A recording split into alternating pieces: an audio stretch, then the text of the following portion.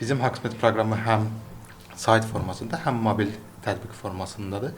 Orada həkimlərin uzanması, başqa pasientlərin həkimlər haqqında fikirləri paylaşılır və başqa kimsə hansı bir həkimlə maraqlananda həmin proqram üzərindən həkimi tapa bilir, maraqlana bilir, onun sırasına düşə bilir. Sizin fikrinizcə belə bir proqram istifadə etmək, yəni siz özünüz istifadə edərdinizmi? Yəni bu proqram haqqında nə fikirləşirsiniz? Yaxşıdırmı belə bir şeyin bizim ölkəyə gəlməsi?